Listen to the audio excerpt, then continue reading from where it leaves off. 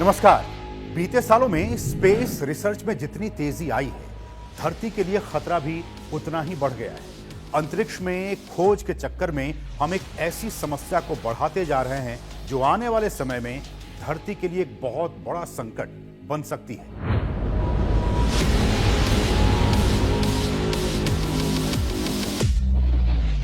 हाल ही में केन्या के मुकुकू गांव में एक ऐसी घटना घटी जिसे देखकर हर कोई शॉक्ड है। दरअसल यहां 2008 के एरियन रॉकेट लॉन्च का स्पेस रिंग जमीन पर आकर गिर गया। इस घटना ने अंतरिक्ष में बढ़ते कचरे को लेकर फिर से सभी का ध्यान अपनी ओर खींचा है। वहीं हाल ही में एक बड़ा कम्युनिकेशन सैटेलाइट भी ऑर्बिट में ही टूट गया और अब स्पेस जंक के तौर पर धरती की ऑर्बिट में घूम रहा है। आपके मन में भी ये क्वेश्चंस आ रहे होंगे कि आखिर ये स्पेस जंक होता क्या है, हमारे स्पेस में कितना जमा है कचरा, और ये कचरा अभी स्पेस में घूम रहे सैटेलाइट्स और धरती पर रह रहे इंसानों के लिए कितना खतरनाक है, और सबसे इंपॉर्टेंट क्वेश्चन कि आखिर स्पेस में फैले ऐसे कचरे को कैसे समाप्त किया जाएगा। तो आइए एक एक करके इन तमाम सवालों के जवाब आपको हम आसान तरीके से समझाने की कोशिश करते हैं। सबसे पहले अंतरिक्ष कचरा या फिर स्पेस जंक कहते किसे हैं? तो जैसा कि आप जानते हैं कि दुनिया में अंतरिक्ष युग की शुरुआत 1950 के दशक में हुई थी, और ये वो दौर था जब सोवियत संघ ने दुनिया का पहला सैटेलाइट स्पुतनिक 1 लॉन्च किया था। तब से लेकर आज तक दुनिया भर में हजारों रॉकेट्स और सैटेलाइट्स लॉन्च हो चुके हैं। इनमें से हजारों ऐसे हैं जो अब काम करना बिल्कुल ही बंद कर चुके हैं, लेकिन आज भी वो धरती की ऑर्बिट में, धरती की कक्षा में वो लगातार घूम रहे हैं। ऐसे ही डेड या फिर बेकार हो चुके रॉकेट और सैटेलाइट्स को स्पेस जंक कहा जाता है। यहां तक कि पहला सैटेलाइट स्पुतनिक भी, जी हां, आज तक स्पेस जंक बनकर धरती की ऑर्बिट में घूम रहा है। जब हम आसमान में सैटेलाइट्स को भेजते हैं तो वो एक रॉकेट के जरिए भेजते हैं। वो रॉकेट का जो लास्ट स्टेज होता है, जो सैटेलाइट एक्चुअली एक ऑर्बिट में डिलीवर करता है, वो लास्ट स्टेज वहीं पे रह जाता है और वहाँ पे कोई ग्रेविटी नहीं होता, इसलिए वो स्टेज नीचे नहीं आ सकता, तो इसीलिए वो वहीं रहता है। उसको हम स्पेस जंक बोलते हैं।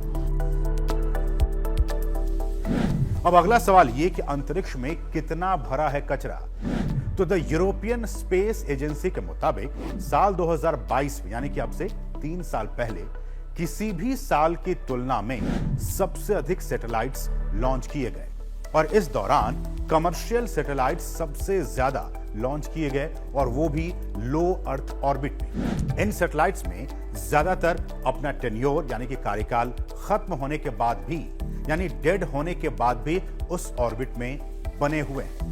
एजेंसी की ही एक रिपोर्ट के मुताबिक स्पेस में लगभग 13,000 टन से अधिक कचरा फैला हुआ है, और इनमें से 30,000 से ज्यादा ऐसे मलबे के टुकड़े हैं जो आकार में बहुत ही छोटे, यानी 10 सेंटीमीटर से बड़े हैं, और वहीं 1 सेंटीमीटर से बड़े स्पेस जंक की संख्या जो है वो 10 लाख से अधिक है, जो कि भयंकर खतरा पैदा कर रहे हैं। अब अगला सवाल ये कि स्पेस जंक से हमें, इंसानियत को, मानवता को कितना खतरा है। तो साफ साफ कहूं तो ये कचरा धरती से लॉन्च किए जाने वाले मिशनों के लिए बहुत बड़ी मुसीबत बन रहा है। हम अब तक हजारों सैटेलाइट्स स्पेस में भेज चुके हैं, और उनमें से बहुत से खराब होकर वहीं रह गए हैं, और वे और उनके टुकड़े कचरे के तौर पर वहीं रहकर अर्थ का चक्कर लगा रहे हैं। दरअसल स्पेस वैज्ञानिकों को यह डर है कि कहीं इस कचरे से टकराकर मिशन में भेजे गए सैटेलाइट और रॉकेट नष्ट ना हो जाएं। इसके अलावा अंतर्राष्ट्रीय स्पेस स्टेशन के लिए भी ये एक बहुत बड़ा खतरा हो सकता है। यह भी खतरा है कि वो सारी तकनीकें जिनका आज हम स्पेस टेक्नोलॉजी के कारण उपयोग कर पा रहे हैं, इस्तेमाल कर पा रहे हैं, वे भी खत्म हो जाएंगी। इनमें जीपीएस की बात कर ली जाए, सैटेलाइट कम्युनिकेशन की बात कर ली जाए, मौसम निगरानी सैटेलाइट्स की बात कर ली जाए, फिर यहां तक कि अंतरिक्ष अनुसंधान तक पर बहुत बुरा असर पड़ सकता है। परेशानी यह है कि 1 इंच का, जी हां, 1 इंच का कचरा भी हजारों किलोमीटर प्रति घंटे की रफ्तार से कक्षा में घूमता है, और वो एक स्पेस स्टेशन से टकराकर उसे पूरी तरह से खत्म करने के लिए काफी होता है। 1 इंच का टुकड़ा भी और लाखों की तादाद में वहां पे ऐसे टुकड़े घूम रहे हैं। और ऐसी घटना से बचने के लिए इंटरनेशनल स्पेस स्टेशन को कई बार अपनी जगह भी चेंज करनी पड़ी है।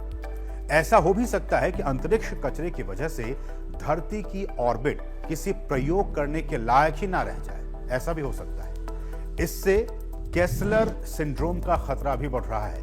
केसलर सिंड्रोम नेचर एस्ट्रोनॉमी के जुलाई 2022 में पब्लिश्ड एक स्टडी में यह अनुमान लगाया गया है कि अगले 10 सालों में इन कचरों के गिरने से इंसानों और जानवर दोनों के हताहत होने की संभावना है।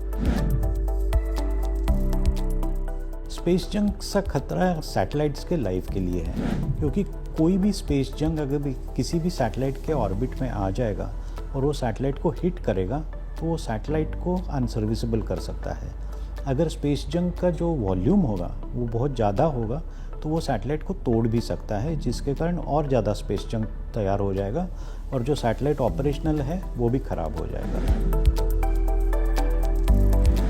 अभी आपने सुना, मैंने एक वर्ड का यूज किया, केसलर सिंड्रोम। आपको पता है ये क्या होता है? आइए आपको बताते हैं। दरअसल अंतरिक्ष के खतरे को 1970 के डिकेड से ही पहचान लिया गया था।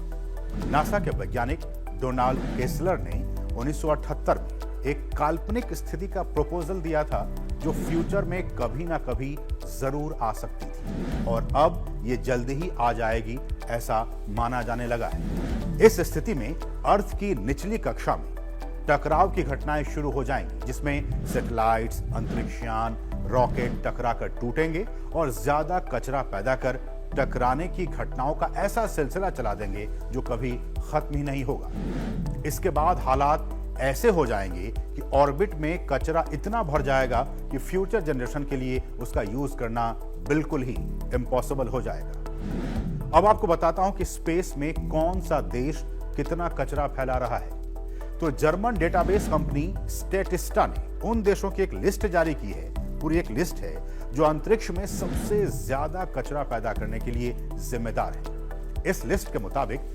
अंतरिक्ष में सबसे ज्यादा कचरा फैलाने में रूस नंबर 1 पे है। रूस की 7000 से अधिक रॉकेट बॉडी कचरे के तौर पर स्पेस में घूम रही है।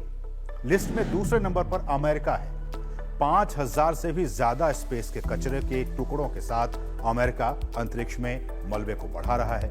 अमेरिका के बाद लिस्ट में चीन का नंबर आता है। चीन ने 3845 मलबे के टुकड़ों को अंतरिक्ष में छोड़ा हुआ है, जो भविष्य में फ्यूचर में स्पेस मिशनों के लिए काफी चुनौती बन सकते हैं। अब सबसे अहम सवाल ये कि इन स्पेस जंग का आखिर कैसे होगा खात्मा। तो अंतरिक्ष कचरे के बढ़ते हुए खतरे को देखते हुए प्रयास भी शुरू हो गए हैं। हर कोई चिंतित है और इसके लिए प्रयास भी वो कर रहे हैं। खासतौर से संयुक्त राष्ट्र ने सभी स्पेस कंपनियों से कहा है कि वे मिशन पूरा होने के 25 साल के भीतर, जी हां 25 साल के भीतर अपने सैटेलाइट्स को ऑर्बिट से हटा लें। हालांकि ऐसा करना काफी मुश्किल है, क्योंकि अभी तक इस तरह की कोई तरकीब, कोई उपाय सामने नहीं आई है। दुनिया भर की कंपनियां लगातार इस दिशा में काम कर रही हैं। इनका प्रयास है कि डेड सैटेलाइट्स को वापस एटमॉस्फेयर में, वायुमंडल में खींचकर उसे नष्ट कर दिया जाए, और इसके लिए इन्हें जाल में, नेट में, एक बहुत बड़े नेट में फंसाया जाए। पकड़ने के लिए बड़े बड़े जो मैग्नेट्स हैं, जो चुंबक हैं, उनका इस्तेमाल किया जाए, या फिर स्पेस में ही इन्हें जलाकर इन्हें नष्ट कर दिया जाए। इन तमाम तरकीबों पर काम किया जा रहा है, लेकिन कंप्लीट तरीके से इसमें हमें अभी तक कोई सक्सेस नहीं मिल पाई है। तो आज के साइंस स्पार्क में फिलहाल इतना ही। अगले एपिसोड में फिर किसी स्पार्किंग टॉपिक के साथ आपके सामने होंगे एक बार फिर से हाजिर। तब तक के लिए मुझे और हमारी पूरी टीम को दीजिए अनुमति। नमस्कार।